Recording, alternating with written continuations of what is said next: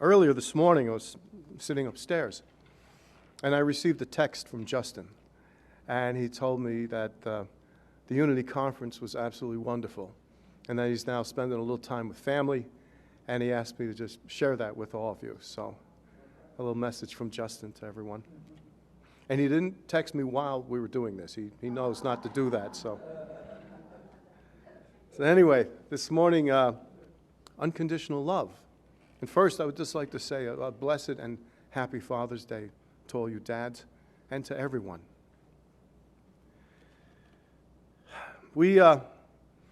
I originally heard this term unconditional love in regards to self-help and quite a few years ago. And it gave me a deeper insight to what this means and how to be good to myself and to others. But this morning, I want to take it a little deeper on a more metaphysical plane and go right back to what we would see as the beginning. There's a wonderful little book called Light Consciousness by Dr. Dwight Kalita.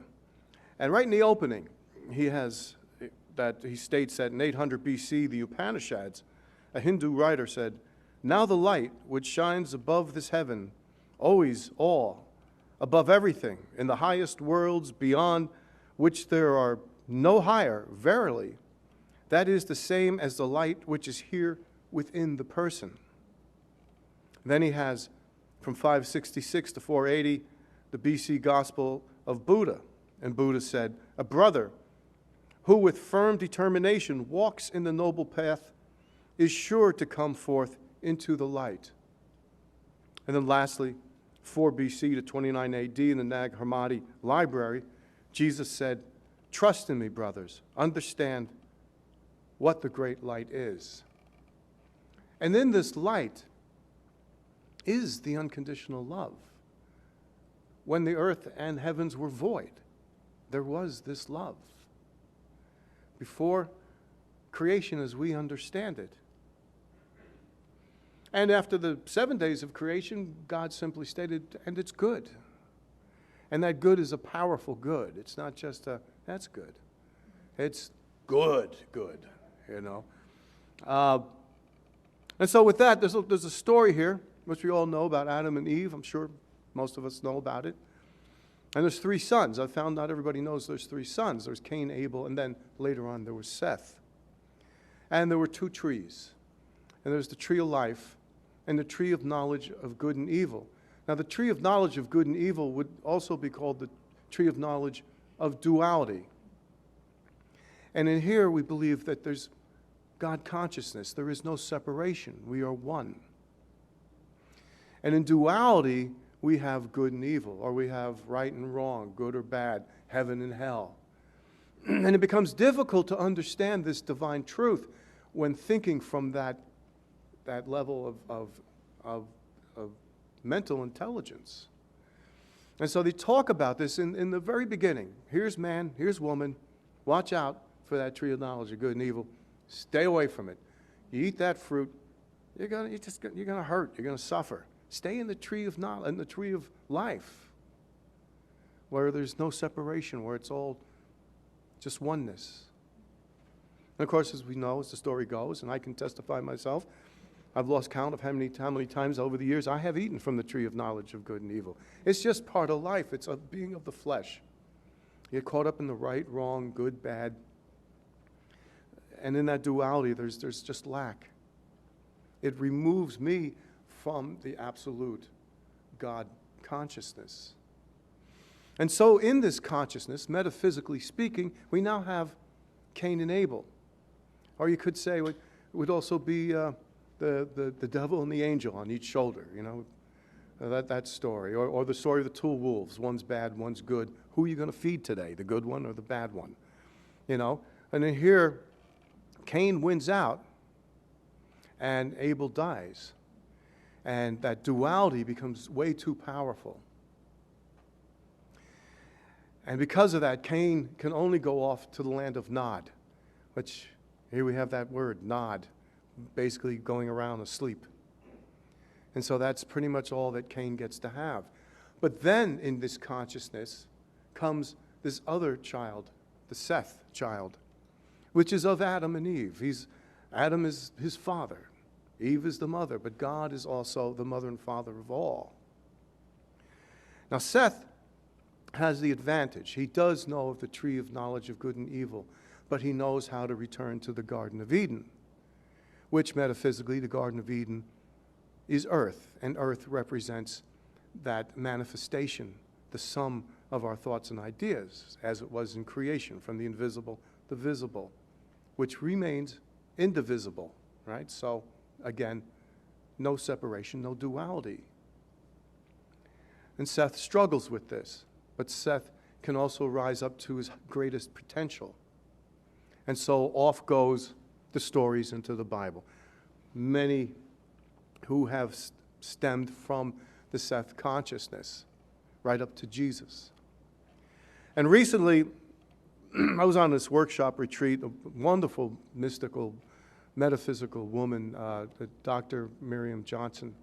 And I had the opportunity to talk with her, and we were talking about this story. And I had said to her, well, if we're struggling in the tree of knowledge of good and evil and having a hard time understanding, it makes it very difficult to understand Christ's mind, to understand no duality. I said, we're not even getting to the Abraham consciousness when we're in this. And she said, Craig, we're not even getting to the Seth consciousness when we're caught up in this. And the importance of it, it's this continuum of Cain and Abel stuff going on, that kind of struggle, which is of the flesh and not of the spirit. So a person would ask in that duality, well, isn't saying unconditional love duality? You're saying it's this, not that. It's this, it's not. But that's not what unconditional love is. Unconditional love is living in our true nature and just going forth in that expression and having the divine wisdom and the divine love to bring forth our ideas, our imagination, our intelligence. And the difference really between duality and motion would be, for instance, the blinking, right? Blinking requires two things. The eyelid has to close, the eyelid has to open. It's not duality. Breathing requires two motions. I have to inhale, I have to exhale. That's not duality. The tide goes in, the tide goes out. Two motions. That is not duality. It's not right or wrong. There's not blinking is not, well, the eye open is wrong and the eye closed is right. Breathing, inhale, exhaling, which one's right or wrong? One does not work without the other. I need both motions. I cannot say I breathe while I just inhale. I'll be in trouble very quickly. That's not duality. And there's the difference. That is the difference between motion and caught up in this right, wrong, good, bad thinking. And again, that creates great limitation. We have the infinity sign, which I'd love to know who was the first person or people who were meditating and saw that, because there it is again.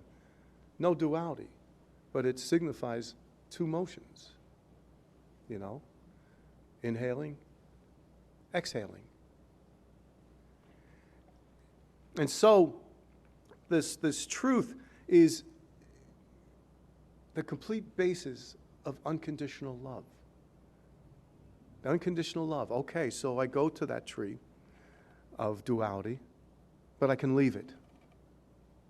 And I don't have to beat myself up just because I went back to that tree of duality. A wonderful definition I heard just recently was love is life coming into creation. So all that is being expressed from the tree of life is love. All that was created is just love coming into creation. We are love. That is our being. As I meditated on this, I was trying to think of, or just allowing other things to process, and what will I talk about today. I occasionally go onto Facebook, and there's Justin. He's been putting these daily affirmations. I don't know if anyone goes on there, but he's been putting these daily affirmations on there for the last couple of weeks. pretty much from his book and from other people, but pretty much from his book, Super You. And I said, I'm going to use some of this today. Why not?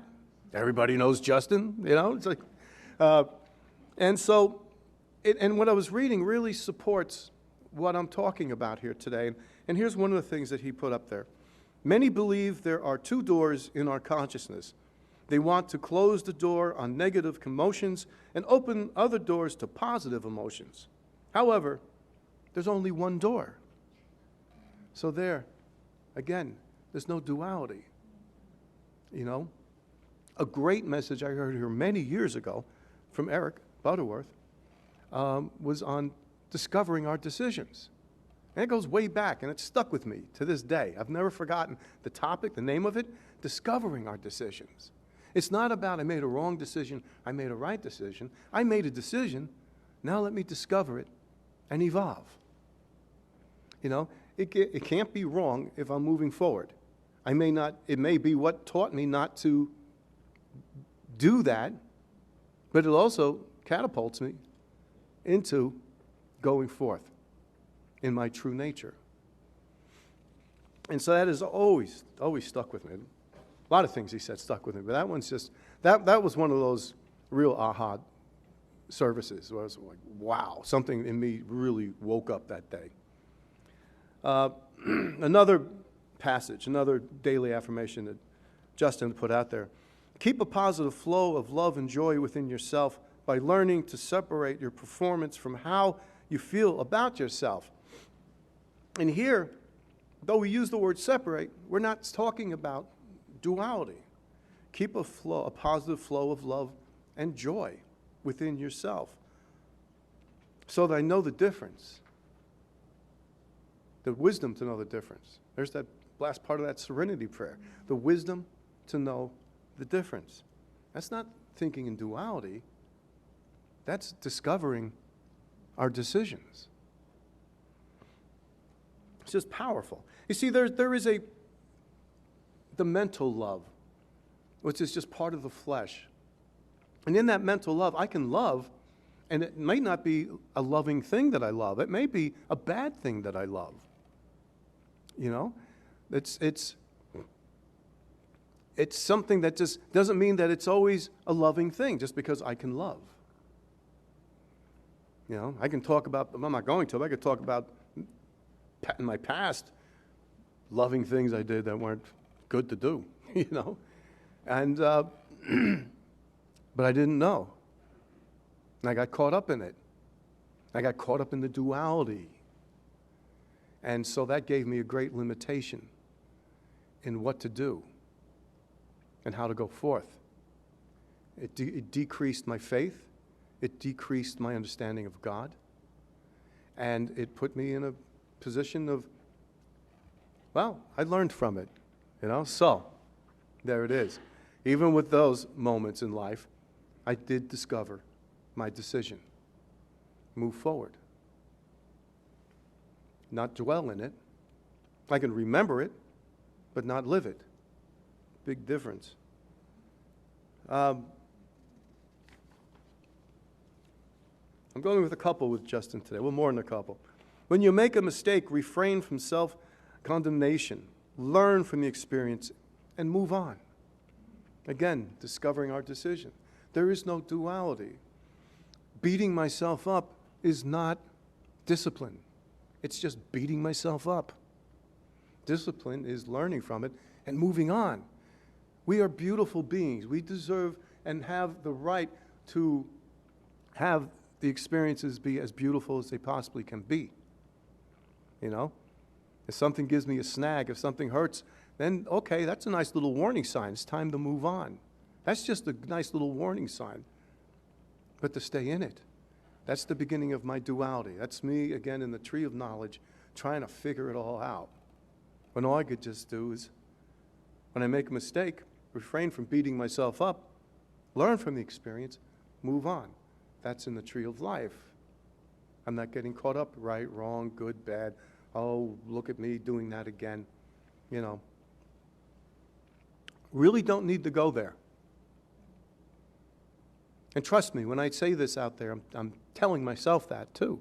This is a daily thing. I get up today. How well am I going to work that today? May that be my prayer for today, to really be aware of that and to practice that as best as I possibly can and discover my decisions.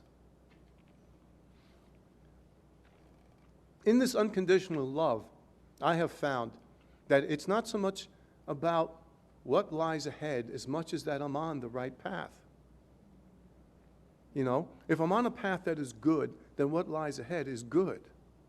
And it has a lot less with me trying to make it happen.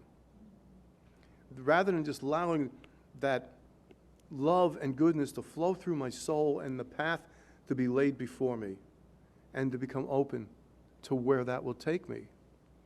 Some of you may know, I've talked about it a couple other times that I've been here, that I also work during the week at the Hudson County Correctional Center in South Kearney, and I work with the men and women who are in jail there. And I did not go seeking this job. I did not say, well, once I become a minister, that's where I want to work. And one day I got a phone call, and the director saying my resume was on her desk, and she had no idea how it was on her desk. I have no idea how it got on her desk either. But she said, you're the person I've been looking for. Will you come in? So I came in. And if I said to you that the thought of it did not scare me, I would be lying to you. Of course it scared me. I've never been in a jail before. I've never worked in a jail before. But you know what? I just said, hey, I work for you, God, so you want me to go there, then I'm there, and I know all is well. And in prayer and the unconditional love, I would hear, I just go into meditation, and I would hear these sentences. I am always with you. I will never forsake you. I was like, that works for me. That works for me, because I don't know if I could always be there for me, and I probably would forsake me, but this greater part will not. And so that's all the strength I need, really. So that began. I've been there for 4 years, and I was just thinking, it just occurred to me, I spoke here last year on Father's Day, and here I am again today, and one of the main programs I run over there is a fatherhood program. And it's a powerful message. I feel blessed to be there and to work with these guys and to let them discover within themselves that they're good. Because most of them are good. They're mostly good men who just made some bad decisions, caught up in the duality. And the same thing, I work with the women also. Same thing. Most of them are pretty good women, just made some bad decisions. Then they're caught up in the system. And once the system thinks it needs to take care of you, it's a tough thing to get out of. And that's just the way it works. It's not a good system, actually, but we're working on it, right? We're working on it. Since then, something else that opened up, just on this path, I'm now on Fridays, I go into the Meadowview Psychiatric Hospital and bring a program to the men and women there. I didn't go seeking that. I was asked to come do it. And they didn't even know I was working in the jail. But working in jail gave me the experience I need to go work there. Yes, I could go in with this. I could go in as a truth student with this teaching. I could. But it made it a lot easier having the experience of working in the jail and then going in there. I knew a lot of the do's and don'ts, and I knew a lot of how to just be a part of it and just fit in and just be myself. That's all people are looking for, really, the honesty. So this unconditional love is my acceptance that all is good. No matter what the duality shows me every day, no matter what's going on, because we're so caught up in it. I get caught up in it. The whole human race is caught up in it. I don't think any of the other species on Earth are caught up in it, though. I think the ducks are fine and the horses are fine. Birds don't have a problem with that kind of stuff. It's just the humans. Birds are perfect at being birds, and They don't get caught up in duality, but we do.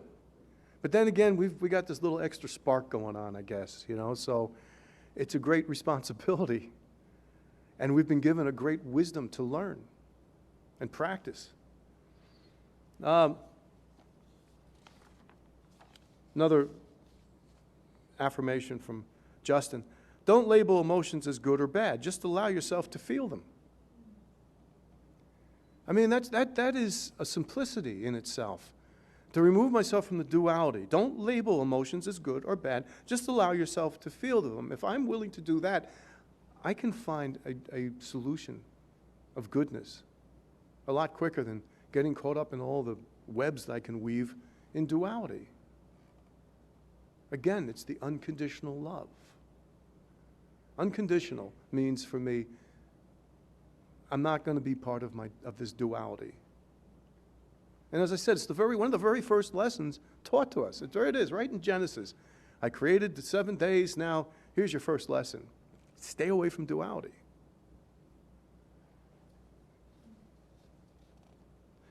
I also find that, again, when we talk about the earth, which metaphysically represents the manifestation, and it actually is the Garden of Eden. And in the Lord's Prayer, Our Father, it does say, on earth as it is in heaven. See, we're being told this truth. It's not like, well, maybe. This is how it works. So I have to ask myself, do I believe this is how it works, or do I believe it doesn't? Are these spiritual principles and spiritual laws for real, or are they not? Really can't go to, see, now there's thinking in duality, and what am I going to do with that? How far can I go with that? Well, maybe it's true. Maybe it's not. Maybe these principles work. Maybe they don't. Maybe the law of expression is real. Maybe it's not.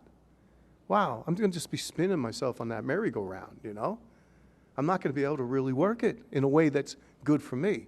In fact, the law of expression will still work. If I'm all wrapped up in duality, then my law of expression will be caught up in duality. That'll be my expression. It just is. The laws, they all work. It's how am I working them? It's just like the power of I am. I am is the two most important words that we say, because what we put after them begins to make manifest.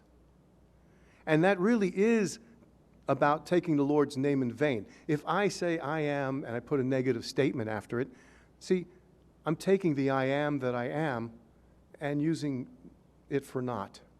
I'm not doing anything. So it's in vain, because all I've done is put something negative there. I've put this duality of negative thinking. But if I say, I am beautiful, I am intelligent, I am love, then I'm not taking the I am in vain. Now I'm taking it in strength. I'm applying the power of the infinite source through me, as me. And that's a powerful thing. I've become very aware. In fact, just now when I said I am, to make an example, I did not say a negative word. I just said a negative word. I didn't actually say one. I don't want to do that. Because even to make an example, my subconscious might latch onto that and think I mean it. I've had enough of that. I've had enough of my subconscious thinking I mean things that I don't really mean. That's a lot of tripping all over myself. So I try to avoid it.